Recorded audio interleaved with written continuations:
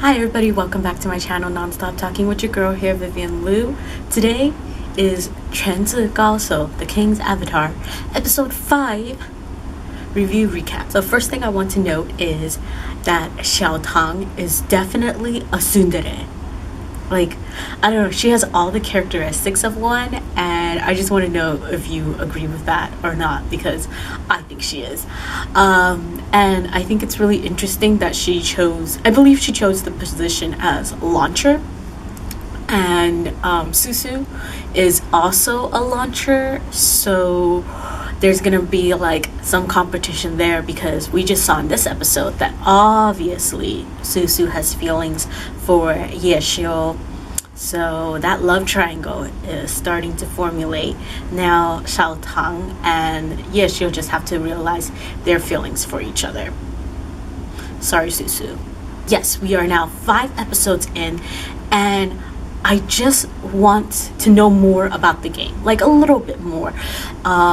In the sense of like, is there a storyline to this game, or are we just gonna see like, you know, people PK each other and like them just going on these attacks against these like big boss characters?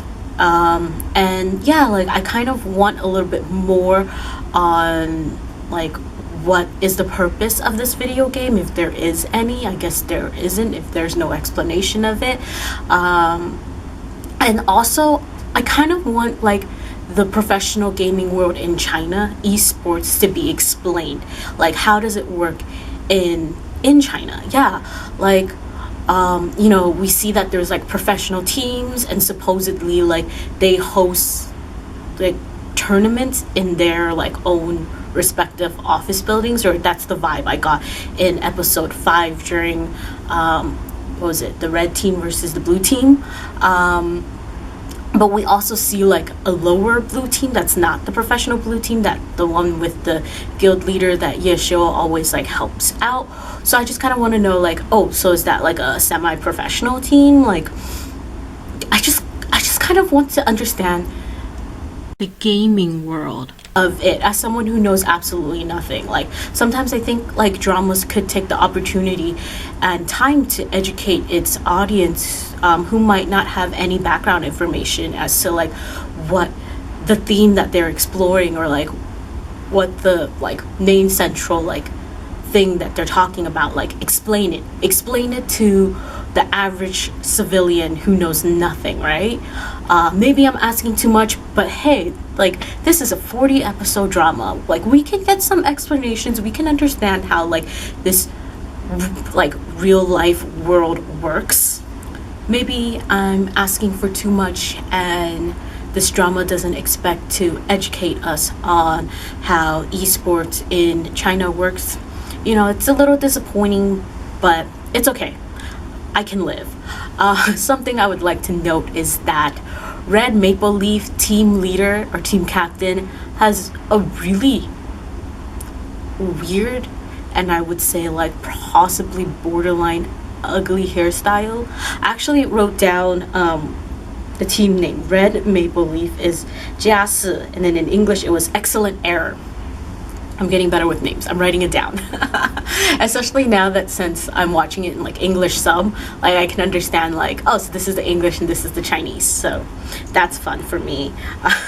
Also, I know I've been complaining about this in every episode review recap, and you're probably like sick and annoyed of me talking about this, but how is Yeshio still such a bad employee? Like, how long has he been working at this internet cafe? He doesn't even know where, like, what was it? The beer? Like, I was gonna say like liquids. I'm like, drinks, liquids, what was it? But yeah, the beer. Like, how does he not know where it is? Like, what is he doing there? Is he just playing games at work all the time? But still, it's like, get your life together, Yeshio. You're a terrible employee. I don't even know why you still work there. It's not funny that you can't do your job. I mean, obviously it's a plot convenience, but it doesn't need to be so obviously a plot convenience.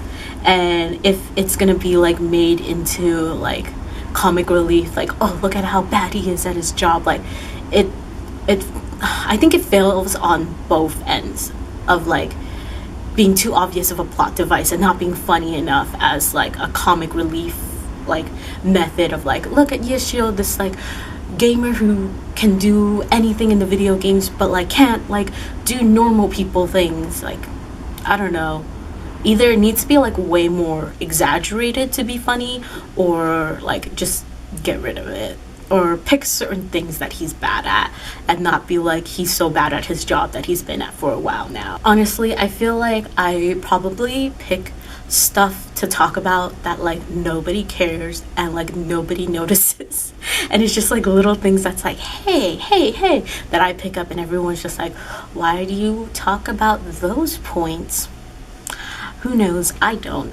I don't know why, like watching this like episode reminded me of when my brother randomly made me a Silk Road account, and he just went around like asking these really good players if I could be their apprentice, and I got some like really mean replies because I literally like, no, my brother literally just made my account and it was like 1 or 2 days old, and like obviously I suck.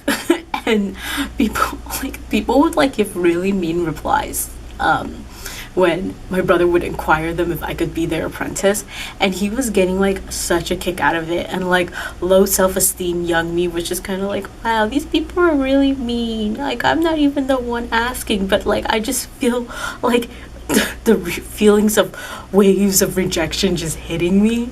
And I just remember thinking like at that time in my life, like gamers are either really really serious or they're just really really mean, and they're probably a bit of both. Or maybe they picked up on the fact that my brother was like pranking them. But I mean, is there anything wrong with like accepting an apprentice who's a day or two old? Like, I don't know, I don't play video games, so I don't really understand it. And that's kind of like why I was expecting that the drama would explain a little bit as to how like esports works in China. I think it would be a really interesting topic to explore and discuss. So I hope that happens, and if it doesn't, it's not too big of a deal, I think.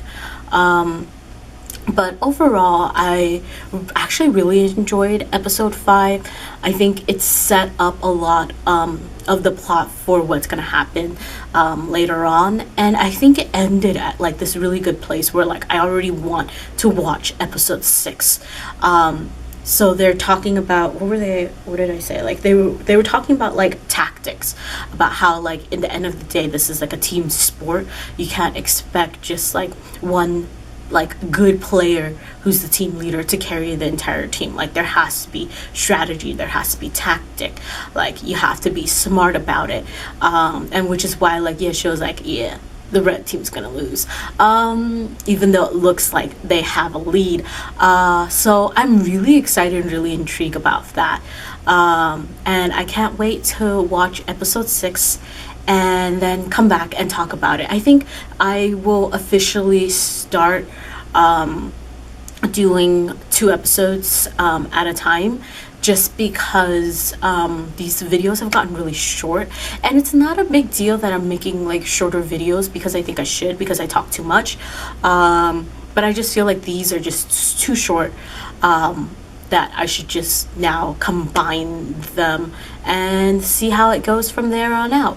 But that's it for my episode 5 recap review of so the King's Avatar. Like I said, I think it was a good episode. It's picking up its pace, the drama's warming up, things are being like set up, and I'm excited to see where the story will go. And yeah, let's end it there. Outro time. Like, comment, subscribe. See you in my next video whenever that is. Bye.